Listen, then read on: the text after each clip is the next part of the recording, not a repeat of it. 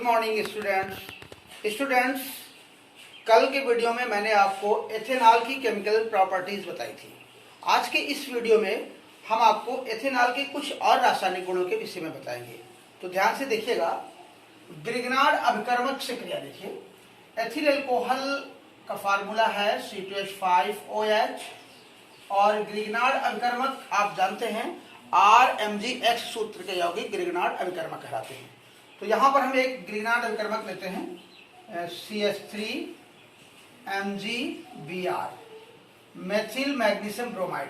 तो इससे जब अभिक्रिया कराएंगे तो स्टूडेंट्स ये जो एल्कोहल का जो हाइड्रोजन परमाणु है ये जाकर के इसमें ग्रिग्नार्ड अभिकर्मक के एल्किल में जुड़ता है और ये एल्केन बन जाएगा, यानी ये H इसमें जुड़ेगा तो ये बनेगा CH4 और फिर ये C2H5O इसी के स्थान पर जुड़ेगा और ये बनाएगा C2H5OMgBr। इसका नाम क्या होगा? इसका नाम होगा ethoxy magnesium bromide. Ethoxy magnesium bromide और इसका नाम है मेथेन। ये मेथेन गैस बनती है। तो स्टूडेंट्स आपने देखा, यानी एथिल अल्कोहल की क्रिया अगर हम ग्रिग्नार्ड अभिकर्मक से कराते हैं तो एथिल अल्कोहल का हाइड्रोजन परमाणु निकलकर ग्रिग्नार्ड अभिकर्मक के एल्किल से जुड़ता है और एल्केन बनाता है। ठीक है, चलिए अगली रिएक्शन देखेंगे। अगली रिएक्शन है फास्फोरस हैलाइड से अभिक्रिया। फास्फोरस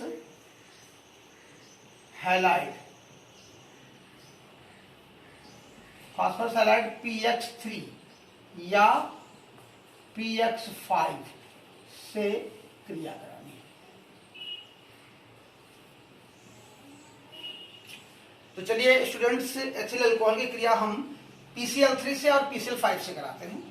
तो C2H5OH प्लस PCl3, देखिए PCl3 से कराते हैं। PCl3 इसके स्थान पर PbR3 PI3 ले सकते हैं। तो देखिए यहाँ पर जब हम PCl3 से कराते हैं तो यहाँ पर क्या होता है कि ये तीनों हाइड्रोजन के परमाणु निकलकर इस एल्किल से जुड़ते हैं और चूंकि एल्किल भी एक धन में एक प्लस एक पॉजिटिव चार्ज पे जाता है और क्लोरीन भी एक निगेटिव चार्ज पे होती है, तो एक एथिल के साथ एक ही Cl जुड़ पाएगा यहाँ पर, इसलिए यहाँ 3 अणु लेने पड़ेंगे। तब एथिल के तीन समूह मूलक प्राप्त होंगे और Cl के 3, तो बन जाएगा 3C2H5Cl। अब ये इसके अलावा देखिए यहाँ पर एक यौगिक बन सकता है। देखिए हाइड्रोजन के 3 परमाणु हैं, ये H3 और ये इसके अलावा ऑक्सीजन के 3 हैं O3 और एक फास्फोरस। तो इन तीनों से मिलकर एक अम्ल बन जाता है जिसको हम आर्थोफास्फोरस अम्ल कहते हैं।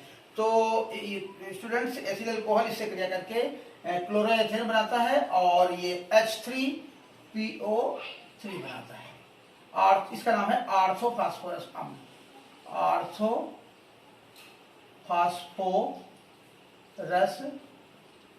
अम्ल ये बनाता है। अब यदि हम रिएक्शन कराते हैं, इसकी 2 रिएक्शन दे लीजिए।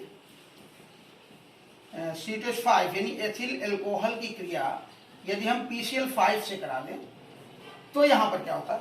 तब यहाँ पर ये जो हैलोजन के परमाणु हैं 5, इसमें इसका डिवाइडेशन होता है, बंटवारा होता है।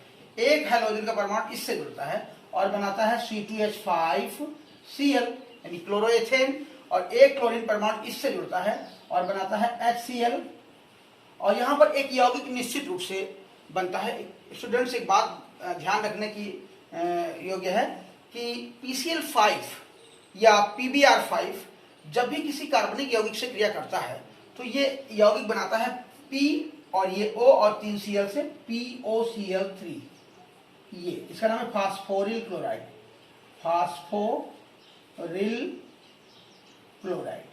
तो ये निश्चित रूप से बनाता है, ये हो गया। तो इसके अलावा तो ये 2 रिएक्शन हो गए। अब तीसरा देखिए इसका, थायोनिल क्लोराइड से क्रिया। थायोनिल क्लोराइड से क्रिया। तो थायोनिल क्लोराइड का फार्मूला आप जानते हैं, SOCl2 होता है। तो C2H5OH प्लस SOCl2 देखिए यहाँ पर क्या बनता है, देखिए इसमें से क्लोरीन का एक परमाणु इस एल्किल मूलक से जुड़ता है और बनाता है C2H5Cl यानी क्लोरोएथेन, और एक क्लोरीन का परमाणु इस हाइड्रोजन परमाणु से जुड़कर बनाता है HCl हाइड्रोजन क्लोराइड या हाइड्रोक्लोरिक अम्ल, और ये वाला O ये ऑक्सीजन का परमाणु इस SO से जुड़कर SO2 गैस बनाता है, ये SO2 गैस। तो ये इसकी रिएक्शन ये डार्जन अपक्रिया भी कहलाती है और ये हैलो एल्केन के निर्माण में सहायक है, इससे एल्किल हैलाइड बनाए जाते हैं। चलिए अगली रिएक्शन देखिए, इसके बाद ऑक्सीकरण देख लीजिए, इसका ऑक्सीकरण एथिल अल्कोहल का ऑक्सीकरण कैसे करते हैं। तो स्टूडेंट्स मैंने बताया था कि किसी भी एल्कोहल का ऑक्सीकरण जब करते हैं तो अम्लीय पोटेशियम डाइक्रोमेट की उपस्थिति में करते हैं। अम्लीय पोटेशियम डाइक्रोमेट की उपस्थिति में इनका ऑक्सीकरण होता है। तो पहली बार जब ऑक्सीकरण से एल्डिहाइड बनता है, फिर इसका पुनः ऑक्सीकरण होता है जिससे कार्बोक्सिलिक अम्ल बनता है। तो रिएक्शन देखें, इस एथिल अल्कोहल को हम थोड़ा ओपन करके श्रृंखला के रूप में लिख लेते हैं, ये देखिए, और यहाँ नवजात ऑक्सीजन से रिएक्शन होगी। ये कहाँ से प्राप्त होगा, ये K2Cr2O7 पोटेशियम डाइक्रोमेट और अम्लीय कंडीशन में होगी, H2SO4 भी उपस्थित होगा। तो इन दोनों की क्रिया से ये नवजात ऑक्सीजन प्राप्त होती है जो इसका ऑक्सीकरण करती है। यहाँ पर क्या होता है कि ये H2 यानी हाइड्रोजन का ये अणु निकलकर इससे जुड़ता है और ये H2O बना लेता है, ये अलग हो जाता है। अब देखिए ये क्या बन जाता है, CH3CHO यानी एसिटल्डिहाइड बन जाता है, एसिटल्डिहाइड या एथेनल कह सकते हो, एसिटल्डिहाइड या एथेनल बनता है। अब इसका पुनः ऑक्सीकरण भी हो जाता है, तो CH3CHO इसका पुनः ऑक्सीकरण होता है, कंडीशन यही रहेगी, K2Cr2O7 प्लस H2SO4 यानी अम्लीय पोटेशियम डाइक्रोमेट की उपस्थिति में ऑक्सीकरण इसका पुनः हो जाएगा। अब ये ऑक्सीजन जाकर के यहीं जुड़ जाएगा, तो देखिए CH3CO और ये O यानी COOH बन जाता है, तो CH3COOH ये बन गया एथेनोइक अम्ल, एथेनोइक अम्ल बन जाता है।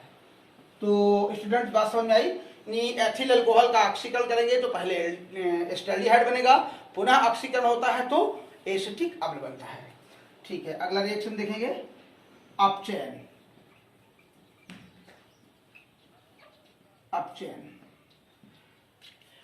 तो ध्यान दीजिएगा स्टूडेंट्स, एल्कोहलों का अपचयन लाल फास्फोरस की उपस्थिति में होता है और हाइड्रोजन आयोडाइड के द्वारा होता है। यानी लाल फास्फोरस की उपस्थिति में किसी एल्कोहल का हाइड्रोजन आयोडाइड द्वारा अपचयन करने पर एल्केन बनते हैं। जरा देखिए किस तरह से, ये C2H5OH प्लस HI से होगा और यहाँ लाल फास्फोरस की उपस्थिति होगी।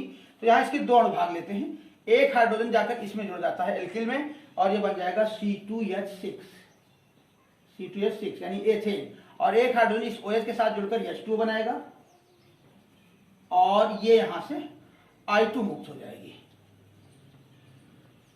तो ये बन गया एथेन। ठीक, तो एल्कोहल को एल्केन में चेंज करना हो तो आप अपचयन कर सकते हैं। तो ये हो गया। अब इसका एक और देखिए रिएक्शन, विहाइड्रोजनीकरण देख लीजिए, विहाइड्रोजनीकरण।